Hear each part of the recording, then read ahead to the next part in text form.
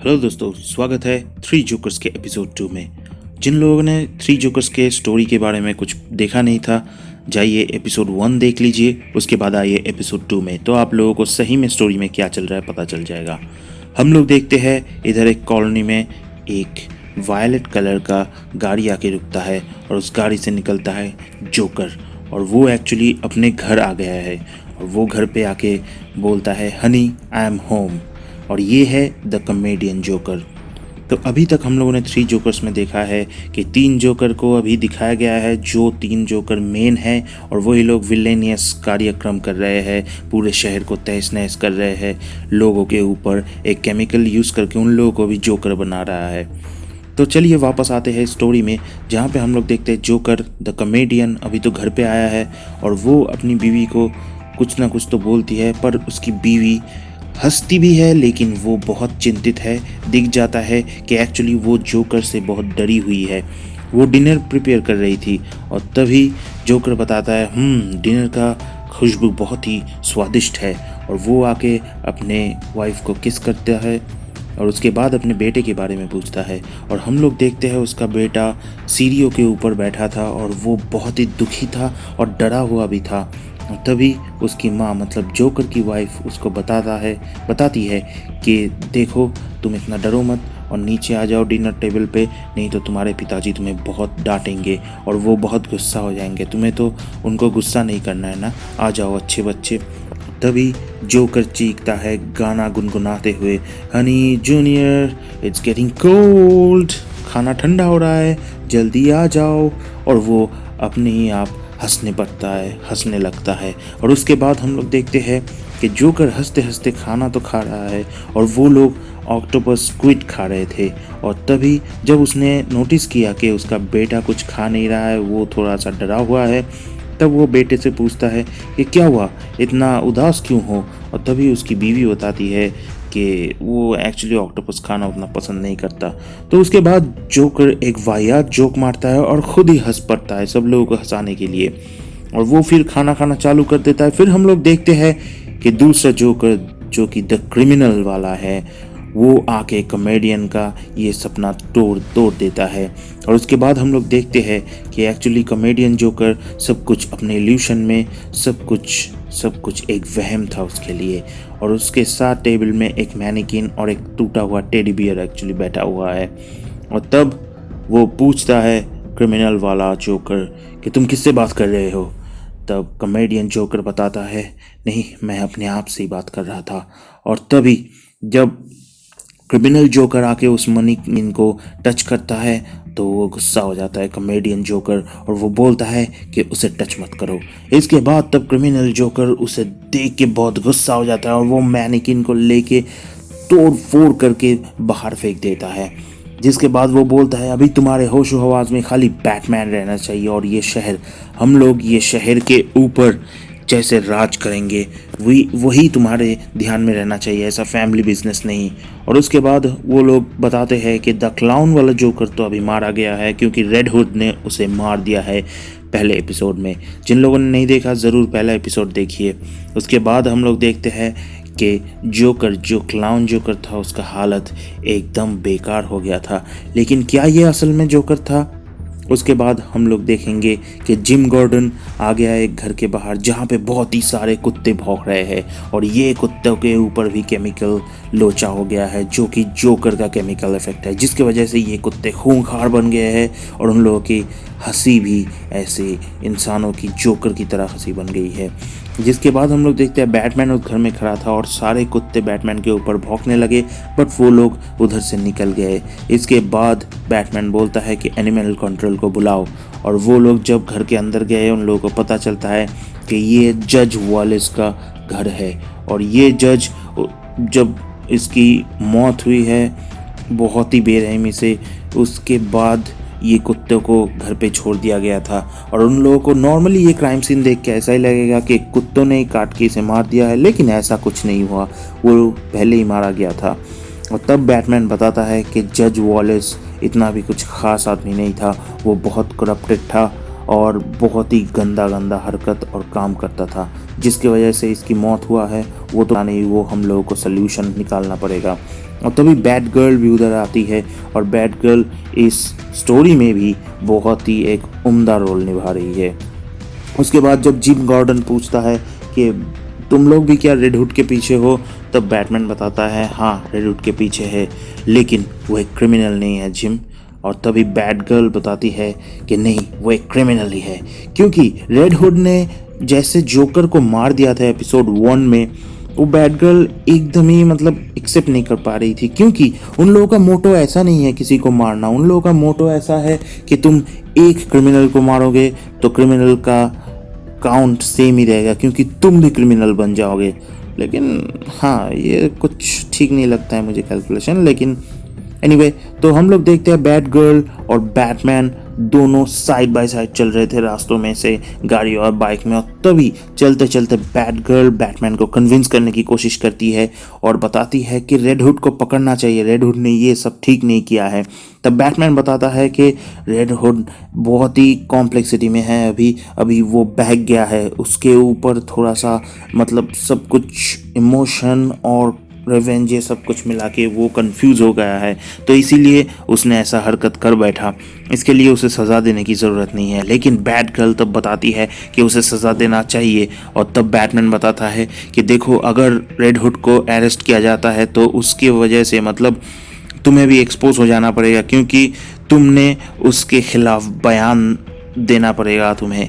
और इस बयान से रेड हुड तो अनमास्क्ड होगा ही, उस सब लोगों को, पूरी दुनिया को पता चल जाएगा कि रेड हुड कौन है, जेसन टॉड, और बैट गर्ल भी कौन है वो भी पता चल जाएगा सब लोगों को। तो इसीलिए बैटमैन बताता है कि जब रेड हुड के ऊपर जोकर ने हमला किया था, रेड हुड की मौत हुई थी, उसके बाद मुझे रहना था उधर।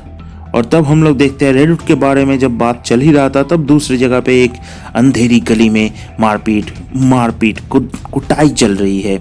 और उसके बाद हम लोग देखते हैं ये लोग एक्चुअली जोकर के गैंग के लोग हैं और इन लोगों को बहुत ही कूट के मार रहे थे रेड हुड।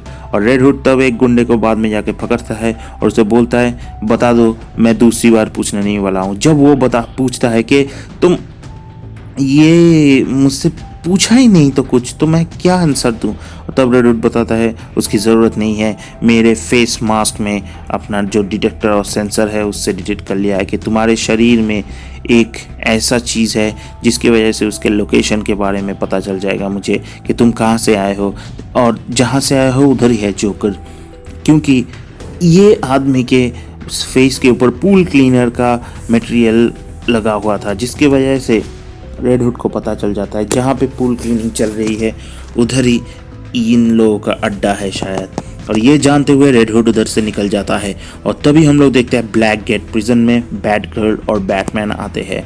और बैट गर्ल जब पूछती है कि बैटमैन से कि तुम यहाँ पे क्यों आए हो, तो बैटमैन बताता है कि एक्चुअली जज वॉलेस के घर में उसे एक फिंगरप्रिंट मिला था और उसने जिम गॉर्डन को नहीं बताया, क्योंकि अभी जिम गॉर्डन को वो ये सब बताना नहीं चाहता, तो वो और भी कंफ्यूज हो जाएगा। वो मेक श्योर करना चाहता है कि इसका कुछ मीनिंग है।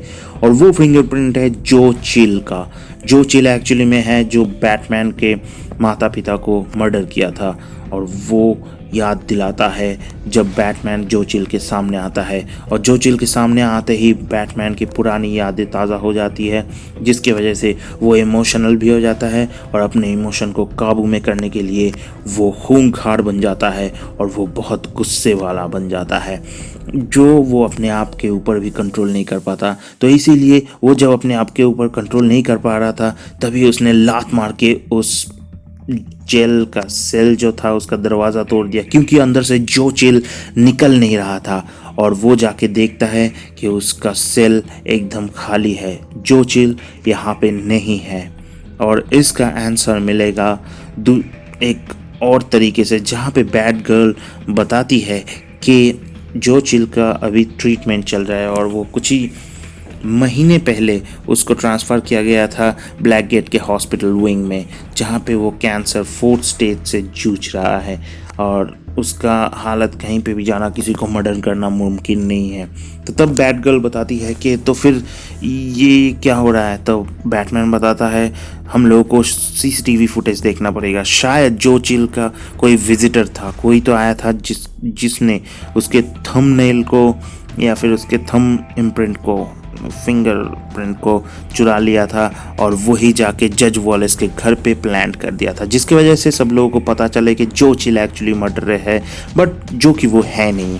इधर हम लोग देखते हैं गॉथम सिटी एथलेटिक एसोसिएशन के पूल में रेड हुड पहुंच जाता है और इधर कहीं पूलिंग क्लीनिंग कुछ चल रहा था, जिसकी वजह से रेड हुड को पता चलता है कि यही पूल होगा, क्योंकि इसमें ऐसे बहुत सारे लोकेशन है जहाँ पे कोई छिप सकता है। और वो अपने पीठ से एक शस्त्र निकालता है और वो उस पूल का चेन और ताला तोड़ देता है उस पूल के एरिया का और अंदर चला जाता है। और वो जब भी अंदर जाता है वो एकदम चौकन्ना होता है, अपने हाथों में गन ले लेता है और वो धीरे धीरे बढ़ने लगता है। और तभी जाके वो शॉक दंग रह जाता है, क्योंकि उसके सामने था पूल एक, और उस पूल में भरा पड़ा हुआ था सारे के सारे डेड बॉडीज। और ये लोग अफेक्टेड थे केमिकल से, जोकर केमिकल से, जिसकी वजह से इन लोगों की हालत बहुत ही गंदा बन चुकी है। और बहुत लोगों को शायद पता ही नहीं है, जिन लोगों के दोस्त इधर या फिर रिलेटिव मरे पड़े हुए हैं। तो इसीलिए इसका सैंपल लेने के लिए, ये लिक्विड का सैंपल लेने के लिए रेड हुड एक बर्ड निकालता है और वो ये सैंपल लेने ही वाला था। और तभी एक हाथ उठ के ऊपर आ जाता है उस केमिकल से और उसके पैर पकड़ लेते हैं और वो चीखने लगता है हेल्प मी हेल्प मी। लेकिन जेसन टॉड मतलब रेड हुड अभी तो कुछ दूसरा ही बन गया था, क्योंकि उसे लात मार के वो उधर से पानी में फिर से फेंक देता है और वो गोली चलाने जाता है, लेकिन गोली तभी आउट हो गया था, उसके गोली खत्म हो गए थे, जिसकी वजह से गोली नहीं चला और वो इंसान फिर से पानी के अंदर या वो केमिकल के अंदर चला गया। और इसके बाद हम लोग देखते हैं सडनली जोकर का हाथ आके पीछे से रेड हुड को पकड़ लेता है और उसे खींचते हुए हंसते हंसते उधर से निकल जाते हैं और उधर और एक दूसरे घर में ले जाते हैं पूल में। और रेड हुड का हुड निकाल लेता है और उन लोगों को पता चलता है कि ये एक्चुअली जेसन टॉड है। फिर जेसन टॉड का माइंड फक करने लगा जोकर, क्योंकि वो करने में जोकर एकदम माहिर है। तो इसके बाद वो जेसन टॉड को बोलने लगता है, देखो मैं तो तुम्हें मारने ही वाला था, लेकिन मेरे दोस्त ने तुम्हें मार दिया था, ऐसा ऐसा ऐसा बहुत कुछ बोलने लगता है। और उसके बाद जब सब एकदम दंग रह जाता है, क्योंकि सब लोगों को पता चलता है कि जोकर जब हंसता है उसे बहुत दर्द होता है। तो जेसन टॉड का तभी भी जो कुछ भी बोल रहा था जोकर उसे उकसाने के लिए बैटमैन के खिलाफ, क्योंकि वो बोलता है बैटमैन को तुम सबसे ज़्यादा हेट करते हो ना। और वो और एक ऑफर देता है जेसन टॉड को कि वो उसे शामिल कर लेगा जोकर गैंग में। ऐसा बोल के वो रेड हुड के ऊपर जोकर वाला स्माइल पेंट कर देता है और वो उसे पहना देता है। इसके बाद हम लोग देखते हैं जोकर बहुत ही गुस्से में था, एक्चुअली वो जितना भी हंस पड़े वो गुस्से में था और वो रिवेंज लेने की कोशिश कर रहा था, जिसकी वजह से वो कुछ भी कर सकता था। तो इसीलिए रेड हुड उधर ज़्यादा कुछ रिस्क नहीं लिया और अरेस्ट हो गया जोकर के पास। और जोकर तब उसे बांध के रखे थे एक चेयर में और इसके बाद उसके ऊपर एकदम मारपीट कुटाई चालू होने लगा और उसे बुरी तरह घायल कर दिया जोकर ने। उसके फेस मास्क को ही तोड़ दिया, सब कुछ इधर उधर का सब कुछ ढीला कर दिया था। और इसके बाद जब उन लोगों को पता चलता है कि इधर आ गया है बैड गर्ल, क्योंकि तभी बैड गर्ल दूसरा और एक दरवाज़ा किक करके तोड़ते हुए निकल के आती है घर के अंदर या फिर वो पूल वाले एरिया के अंदर। और वो जब देखते हैं इधर उधर बहुत कुछ हो रहा है या फिर कुछ नहीं हो रहा है, वो लोग थोड़ा चौकन्ना रह जाते हैं, क्योंकि आसपास बहुत कुछ सन्नाटा है। लेकिन तभी उन लोगों को हंसी की आवाज़ सुनाई देती है, हा हा हा हा, बहुत सारे हंसी। और जब वो लोग थोड़ा सा भी टाइम लेने के लिए रेडी हो रहे थे, तभी बहुत सारे लोग जो कि जोकर केमिकल से इन्फेक्टेड है, वो सब लोग हंसते हंसते उसके पास आते हैं और उसको पकड़ लेते हैं, जिसकी वजह से उसकी हालत बहुत ख़राब होने लगती है। तो बैटमैन और बैट गर्ल दोनों मारपीट चालू कर देते थे, लेकिन तभी बैटमैन को बहुत सारे लोग एक साथ घेर लिए और उसे एकदम उन लोगों के पंजे के अंदर ले लिए थे, जिसकी वजह से बैटमैन उधर से निकल नहीं पा रहा था।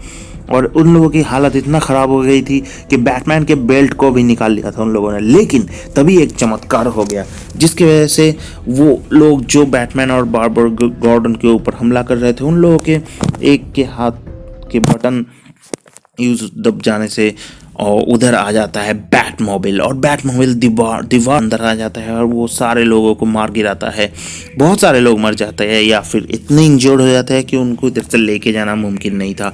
तभी बारबरा गॉर्डन और बैटमैन उधर से निकल जाते हैं और उन लोगों को लगता है कि ये एक जेसन टॉड है, लेकिन वो लोग घबरा गए थे। बट उन लोगों ने जब पूछा तब पता चला कि ये लोग जेसन टॉड नहीं है। और तभी वो एक दूसरे की तरफ देखते देखते पूरा स्विमिंग पूल और उधर का कारनामा क्या क्या हुआ है वो सब देखते देखते चले जाते हैं दूसरे जगह पे। और एक डोर रहता है उधर, वो डोर के ऊपर लिखा रहता है ऊप्स। और वो लोग जब उस डोर के अंदर घर पे जाते हैं तब जेसन टॉड दिख जाता है। और जेसन टॉड एकदम नंगा नीचे गिरा हुआ था, सो रहा था, और उसको दिखता है कि उसके शरीर में बहुत सारे घाव जख्म है। तो बैटमैन जब ही उसे पकड़ के सीधा करने की कोशिश करने जाता है और उसे हेल्प करने की कोशिश करता है, लेकिन तभी रेड हुड गुस्सा हो जाता है और बोलता है कि मुझे छुओ मत। और तब बैटमैन बताता है देखो मैं ब्रूस बैनर हूँ, मैं इट्स ब्रूस। तो तब रेड हुड बताता है, मतलब जेसन बताता है कि तुम कोई भी हो, तुम नहीं, तुम्हारे वजह से ही मैं इधर हूँ। और जोकर ने मुझे ऐसा कुछ बताया कि जिसके बाद मैं तुम्हें कभी माफ़ नहीं कर सकता। एक्चुअली जेसन टॉड अभी भी गुस्सा है क्योंकि बैटमैन जेसन टॉड के डेड के बाद वो नाइटविंग को ही ऐसा, मतलब रेड हुड को बहुत कुछ, वो जो वापस आया था वो तब कभी भी नहीं सोच पाया था कि वो मर जाने के बाद वापस आएगा। तो एनीवे इसकी वजह से जेसन तब अपना हेलमेट फेंक के मारता है बैटमैन की तरफ, बट बैटमैन पकड़ लेता है और वो बहुत, मतलब एकदम दुखी हो जाता है। और इसके बाद बारबरा गॉर्डन तब बताती है कि वो इधर रहेगी और जेसन का ख्याल रखेगी। और तभी जब वो लोग वापस आ जाते हैं घर पे, वहाँ पे आके देखते हैं कि जेसन को सुलाया गया है, बारबरा गॉर्डन इधर घर पे उसके बाहर वेट कर रहे हैं। और तब बैटमैन बताता है ठीक है अभी उसे जाना पड़ेगा, क्यों, वो घर से निकल जाएगा, अभी उसे ये केस सॉल्व करना है।